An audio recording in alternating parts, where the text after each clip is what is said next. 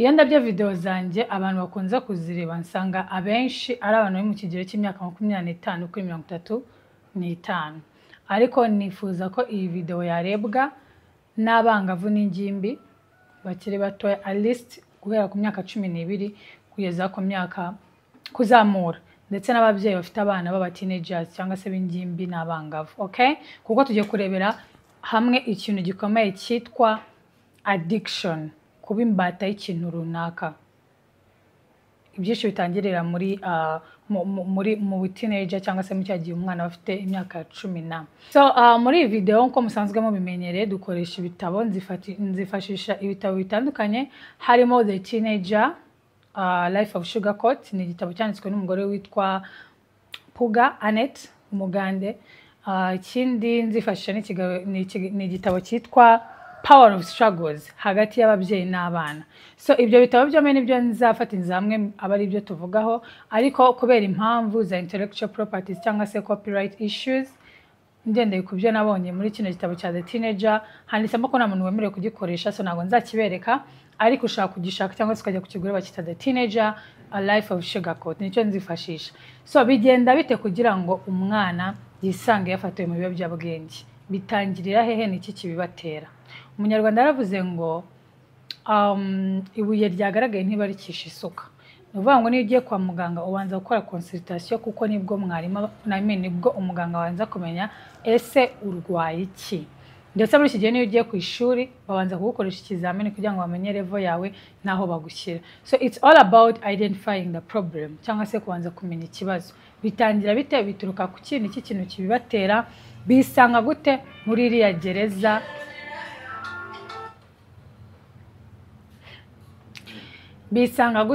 gereza y'ibiyobyabwenge. Impamvu nifuza yuko abana b'abangavu n'ingimbi aribo bakarebye video nuko aribo strugglinga n'icyo kibazo, akenshi bakaba batazi cyabibateye, bakaba batazi aho byavuye, bakaba batazi n'uburyo bwo kubyikuramo. Kuko muri iki gitabo tuzarebera hamwe uko biza, impamvu zitandukanye zibitera, uko umuntu ashaka kubyigobotora n'inzira binyuramo kugira ngo umuntu abashe kuvamo umuntu muzima.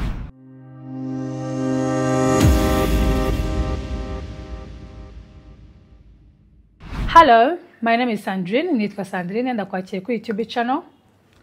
Welcome back to another episode of I Learn, You Learn, We Grow Together. Muri YouTube channel dusoma ibitabo, tukungurana ibitekerezo, tugasangira ibitekerezo bigiye bitandukanye kugira ngo tubashe gukurira hamwe duhindure generation yacu mu gihe abantu bari mu bisazi byinshi, amafaranga, ibiki, depression, social media, tubashe kuba dukura turi abantu batandukanye mu buryo bw'umwuka, mu mutwe, mu mubiri, physically everywhere. All right? So nimba uri ingimbi cyangwa uri umwangavu ukaba ufite ikibazo cyo kuba warabaswe n'ikintu runaka, nta nubwo nshaka gufokasinga cyane ku biyobyabwenge, kubera ko ntabwo ari byo byonyine tuba addicted to. Nimba ufite addiction runaka ustruggling cyangwa se ufite umwana wabaswe n'ikintu runaka, ndagira ngo mubwire inkuru nziza uyu munsi ko I don't judge you. Ntabwo ngucira urubanza, ntabwo ndi umwe muri abantu bazakubwira ngo reka ibiyobyabwenge bizakwangiriza ubuzima, ntabwo ndi umwe muri abantu bazakubwira ngo warananiranye kuko wabaswe n'ikintu runaka, ntabwo ndi wa muntu uzakubwira ngo uzapfa nabi, uzapfura ikigoryi ntacyo wimariye. Nimba kandi ujye unabibwira umwana wawe cyangwa inshuti yawe cyangwa undi muntu ufite icyo kibazo, ni amakosa uyu munsi birangiriraho. Impamvu nuko barabizi icyo bagomba gukora, barabizi ko bafite ikibazo, barabizi ko bibagoye, barabizi ko atari ikintu cyiza cyo gukora, ariko hari indi mpamvu ituma badahinduka. Nuko ikintu barimo kibarusha imbaraga, kibarusha ubushobozi, nta yandi mahitamo baba bafite uretse kukisangamo. Ni nk'uko ufata ihene ukayizirika ikiziriko mu ijosi, uyerekeza aho ushaka, ariko ntabwo bivuze ko iyo hene ariho ishaka kujya. So umuntu ufite addiction runaka nawe niko aba ameze nka hene yafatiwe mu kiziriko ikamushorera. Kandi icyo kintu ajya kugifatirwamo byaratangiye ari imikino, byaratangiye agerageza, byaratangiye ari nko kwishimisha, byaratangiye ari ukwigana, byaratangiye ari ikintu apfa gukinisha, kubera ko abantu benshi bakinisha ibiyobyabwenge bakiri muri cya gihe cy'ubwangavu cyangwa se cy'ubutineja n'ubugimbi.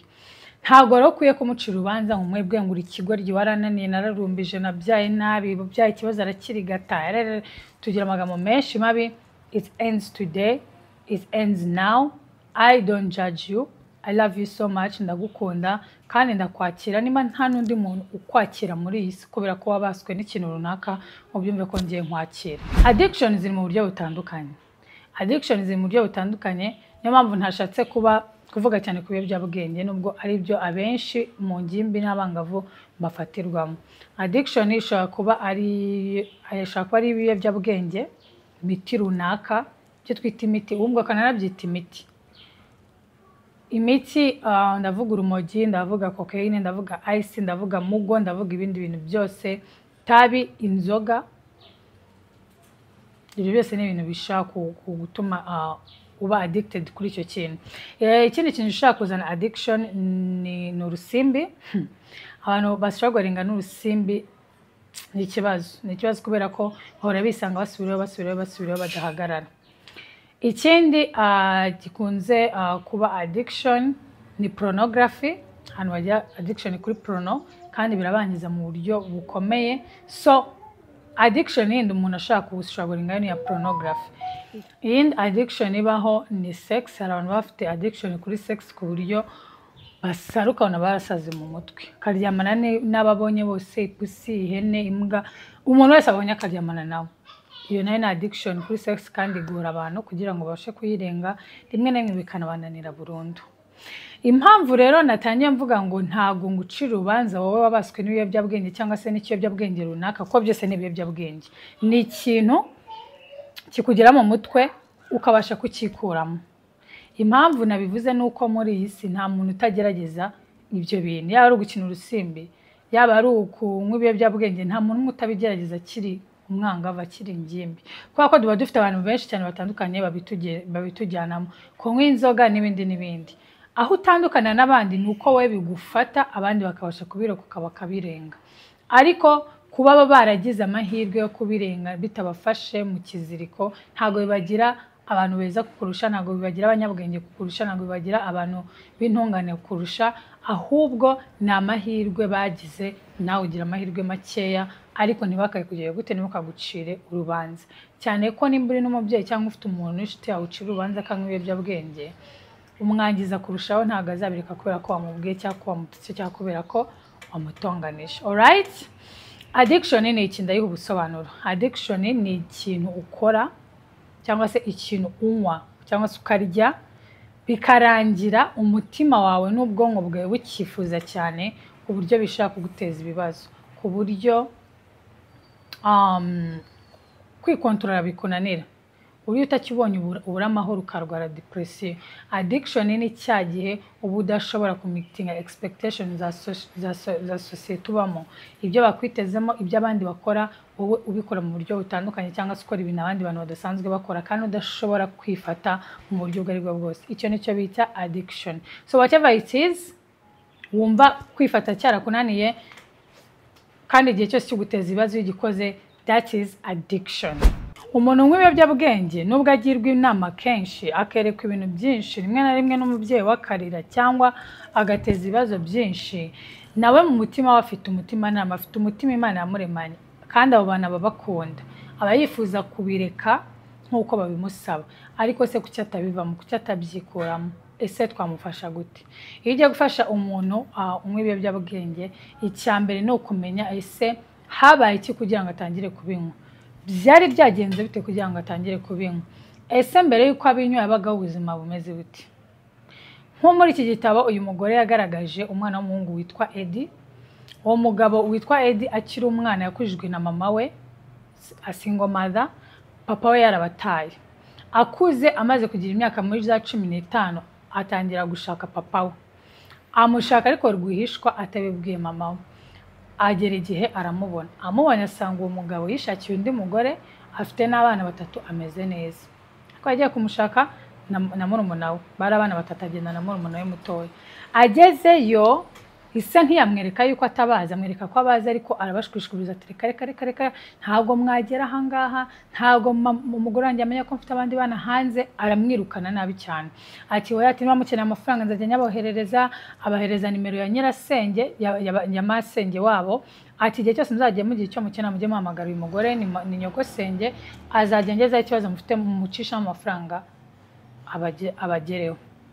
Uyu mugabo witwa Eddie watanze ubuhamya yavuze yuko yavuyeyo ahubwo agahinda kamwishe kurusha ko yabanaga na koko kuba atazi papa we, kuko noneho aho yaramuboneye azi ngo bagiye kubakana umubano uri close baba inshuti, amenye papa we nta nubwo amukeneye, ndabizi ko hari ariko genda. So ibyo bintu byaramukomerekeje ahubwo agwa muri depression irenze iyo yabagamo.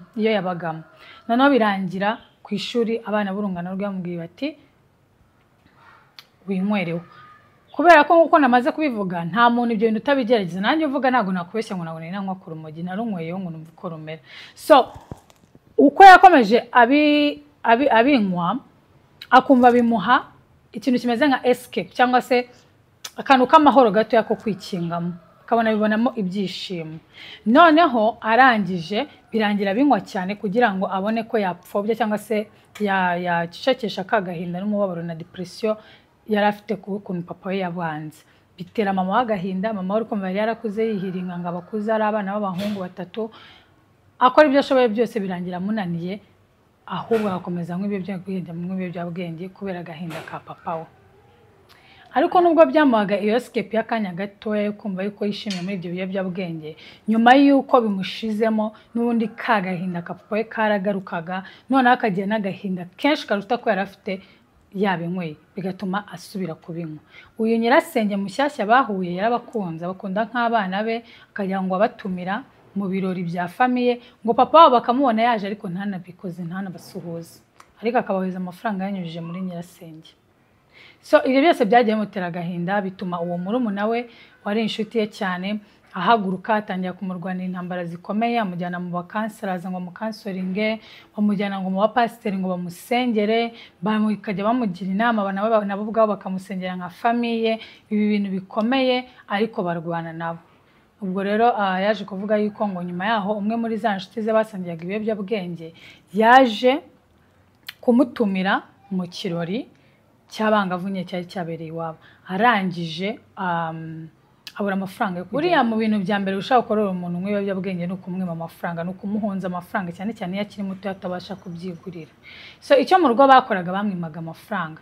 Arangije ngo ashaka umuntu umuha amafaranga ngo ajye mu kirori, aramubura. Asaba n'uwo murumuna we amafaranga yo kujya mu kirori, arayabura, asigara mu rugo. Asigaye mu rugo ibirori biraba, ngo haza kuberayo imirwano, wa mushite wari wamutumiye bamuteragura ibyuma arapfa. Sorry nasare. Wa mushite warapfa muri ibyo birori. Nibwo yikanzemo aravuga ati wow, ninjye wakabaye upfuye, ubuse nanjye banyiciramo. Nibwo yabaye nk'ukangutse mu mutwe, atangira gufokasinga ku buryo ashobora guhinduka, ku buryo ashobora kurwana, nawe agashyiramo akabaraga kiwe. Akenshi abantu banywa ibiyobyabwenge nubwo baba bashaka kubireka, kenshi ntabwo babireka kubera ko baba batarabona impamvu yo kurwana, ko nawe aba agomba kurwana. Mushaka kumurwanira ariko nawe aba agomba kwishyira make ngo arwane intambara yo kubirenga, kandi ntabwo ari intambara iba yoroshye. So icyo kintu cyatumye akanguka mu mutwe, aravuga ati ngiye gutangira nkanguke ngwanye bino bintu, abantu bakanseraza ntangiye kubitabira. Nubwo bari barabamushakiye ariko ntabwo yajyagayo, cyangwa yajyagayo akababwira n'ibintu bituzuye.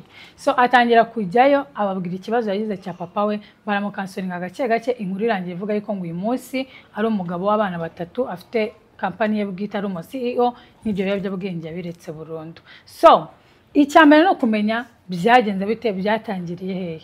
Naho kuba umwana w'umwangavu cyangwa ingimba azagereza kunywa urumogi, abandi bantu bazamwereka amaporono n'ibiki, ibi byose abantu bose babinyuramo, ariko se uyu nguyu we kucyo abifatirwamo. Tugiye kurebera hamwe ibintu bituma umuntu yisanga muri addiction.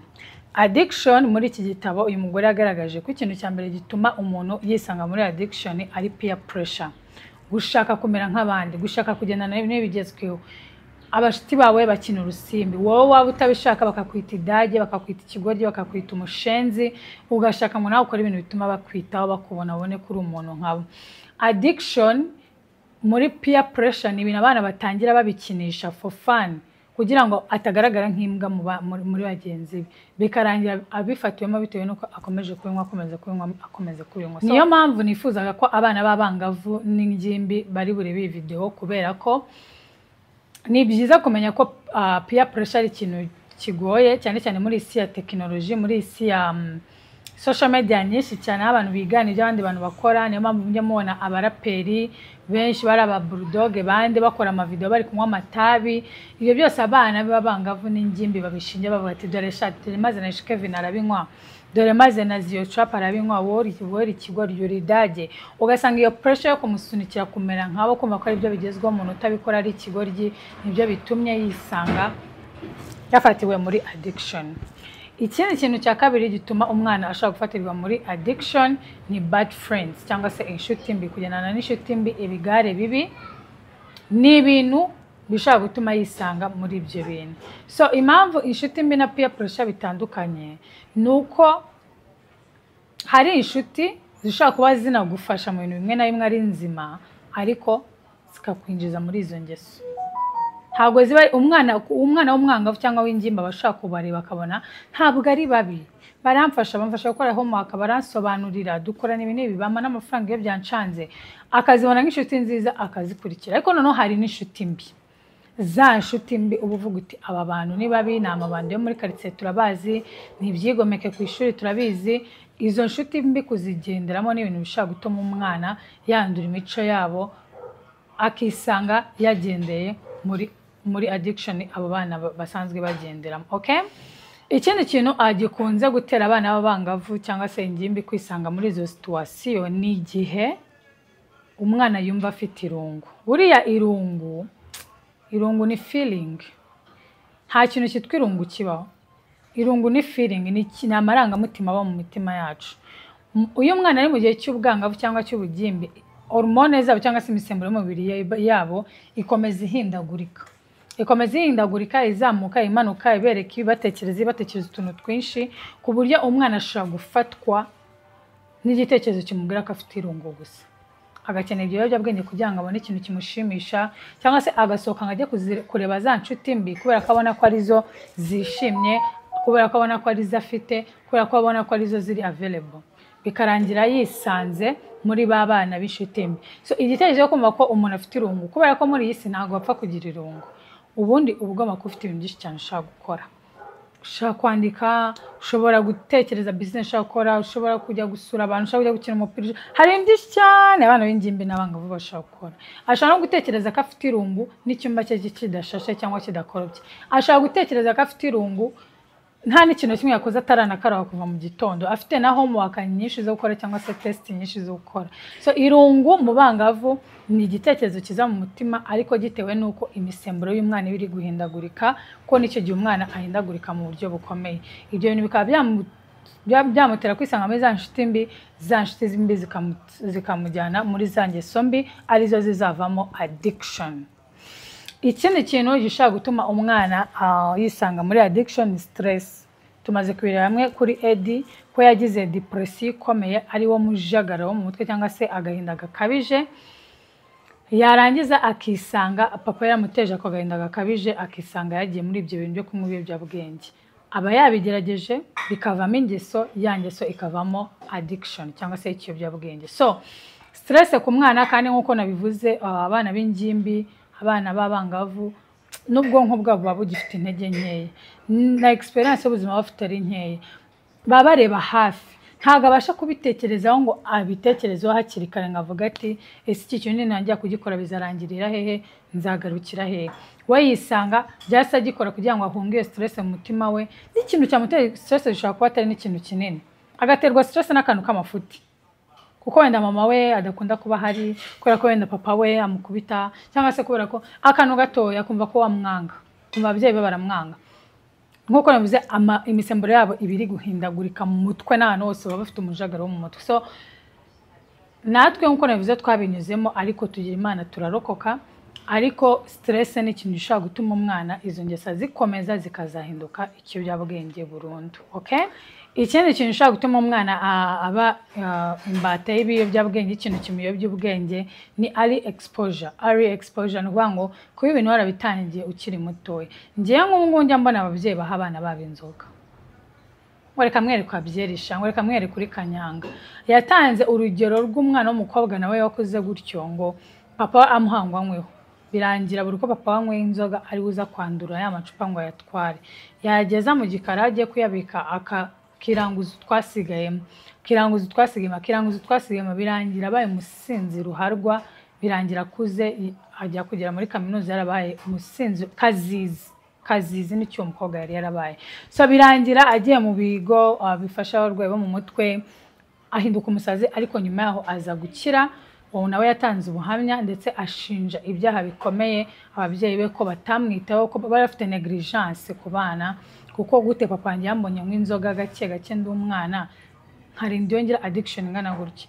Bari batangiye kumuha inzoga afite imyaka 6. So ari exposure ishaka gutuma umwana ahinduka addicted ku kintu, cyane cyane na pornography. Kuri amaporno ukiri mutoya byangiza mu mutwe, njyanga ingaruka za pornography turazizi, ni ibintu byinshi cyane. So ari exposure, abana bafatwa ku ngufu bakiri batoya, ugasanga iki kintu kiramwokamye. Ibyo byose ni ibintu bishaka gutuma umwana yisanga mu biyobyabwenge, akabirambamo bikamugira imbata yabyo. Okay, ikindi of course nkiraho ngaho ni past trauma, ibintu waciyemo, ibintu byaguhungabanije. Ahangaha yagaragaje ko harimo ibintu nk'ihohoterwa rishingiye ku gitsina, gufatwa ku ngufu. Hari abana b'abahungu bafatwa ku ngufu bakiri batoya, ibyo bintu bikamutera stress kugeza igihe yisanze mu biyobyabwenge. Niyo kandi baba ari abana b'abakobwa, gufatwa ku ngufu n'ikintu gishaka kugutera ihamuka rikomeye, kisanga bafata mu biyobyabwenge kuko ariho honyine usanga amahoro, kuko ariho honyine usanga ibyishimo. Ikindi kandi yagaragaje yuko n'ibintu umuntu yaciyemo, yagaragaje nk'ukuntu abantu bagize intambara, abantu baciye mu ntambara bakabona ibintu biteye ubwoba, abantu bicana, cyangwa se nk'umuntu wigeze kubona iwabo inzu ibagwaho kubera wenda imvura kazi gakora ibisi, icyo kintu kikamutera trauma bitewe wenda nuko byavuyemo ibintu bikomeye, wenda bigaca akaguru k'umuntu, cyangwa se n'ibindi bintu nk'ibyo ngibyo, ibintu byibika mu bwonko ku buryo iyo bigarutse bigutera stress ukumva umeze nabi. Tuvuge nk'uwo muntu wahuye n'icyo kintu, igihe cyose imvura iguye yibuka ibintu byamubeho, akagira trauma mu mutwe we. Ahandi hantu honyine bari gushake ibyishimo akabibona ni mu biyobyabwenge, niho hafi. So akisanga yagize gute, yabibatiwemo. Nk'uko nabivuze, ntabwo ari bonyine bagira trauma, ntabwo ari bonyine bahura n'ibibazo bikomeye, ntabwo ari bonyine baca mu ngorane zikomeye, ariko capacity y'ubwonko bwabo naho ngaho iberekeza, kandi ntabwo wabarenganya. Ariyo point igiye gukurikiraho, imbaraga z'ubwonko bwacu, imbaraga z'imitekerereze yacu. Yagaragaje ko ngo hari ibice bibiri mu bwonko, ntabwo mbyuka neza ukuntu nabisomeye, ariko yavuze yuko mu bwonko habamo igice, bisobanuye gutera kanumve. Okay, yavuze yuko ngo hari abantu bafite igice cyitwa niba ari lobes. So yagaragaje yuko mu bwonko bwacu harimo ikintu bita lobes, ntumbaze ngo ni igiki, wenda abaganga bari budufashe, ariko ngo lobes ngo abantu bayigira mu buryo butandukanye, ariko uburyo bubiri.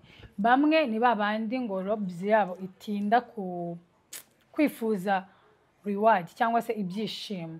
Tuvuge niba ukoze ikintu kugira ngo ubwonko bwawe buprocessinge ko bukishime cyangwa bukinezerewe, bikasa nk'ibitinzemo gakeya. Hari n'abandi lobes yabo ibishaka ibyishimo kano kanya iri ifite intege nkeya, cyangwa se ishaka ibyishimo bya kano kanya byihuta. Wa wundi ufite lobes ikomeye utinda kwifuza ibyo byishimo niwo munezero w'umutima, abashobora kwirinda cyangwa se kwifata, ni nabo badapfa gufatwa n'ibiyobyabwenge.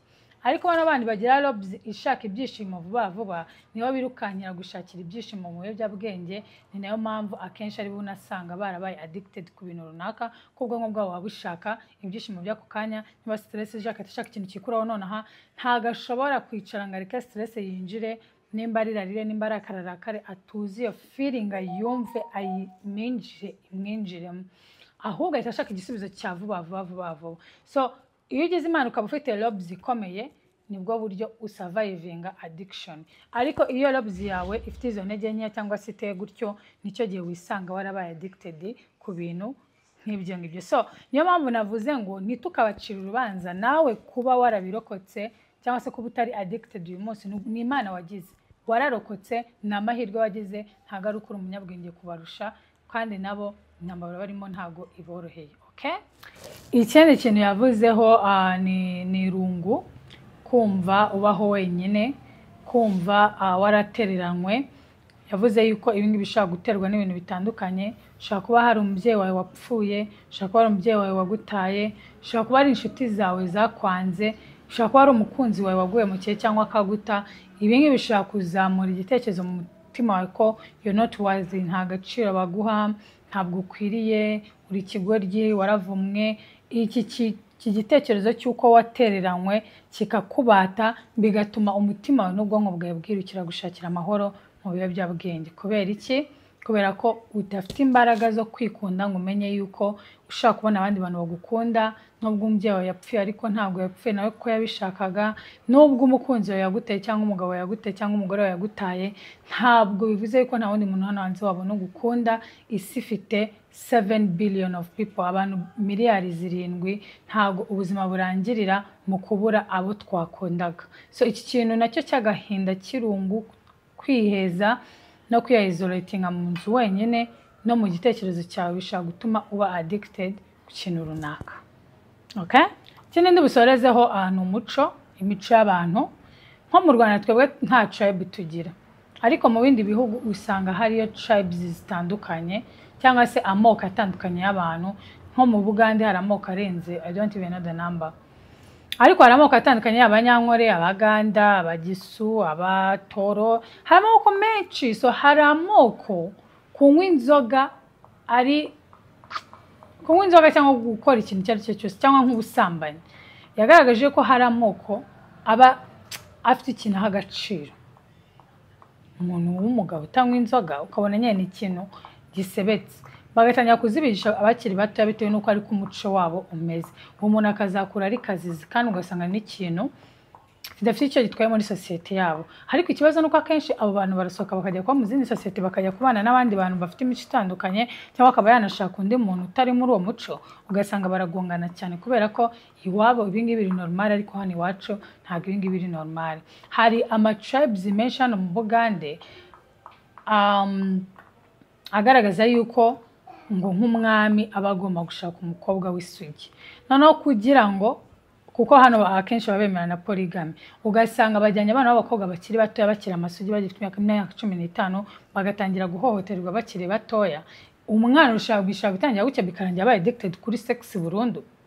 Umutwe agaporomoka ugasanga sex igihe cyose. So imico runaka, culture z'abantu runaka zishaka gutuma umuntu yisanga yabaswe n'ibiyobyabwenge. So please and please, mbere yo kujudging umuntu ngo yabaswe n'ibiyobyabwenge, banza umenye uti se byatangiriye he, byavuye hehe, byaje bite, yabagaho ubuhe buzima, niki cyamubayeho ku buryo adashobora kwifata ngo ibyo bintu abireke abishyire hasi. Kandi ntukamurenganye kuko nawe mu barwanya urwo rugamba abarimo. Nkuko nabivuze, na nyuma yuko amaze kubinywa bimushizemo, noneho ahubwo nibwo nabwo agahinda kaza kakamwicira rimwe, kakamuzengeza, depression kaza, bya bindi byose bibi yashakaga guhungira muri ibyo biyobyabwenge byose bikaza, akisuzugura kandi akanicwa n'ubanza rw'uko yongeye akabinywa, ariko akanisanga n'andi mahitamo uretse kubisubiramo agasubira ko binywa. So please, tuzakomeza tugendera hamwe muri kino gitabo dusoma izindi page nzajya nzibasangize. Thank you so much. Nimba mu bintu mvuga bigufitiye akamaro cyangwa se bishaka kumva, please and please don't hesitate, subscribe, tubwe muri comment icyo utekereza, tubaze ikibazo cyose ushaka, we shall reply. Don't worry and stay blessed. Bye bye.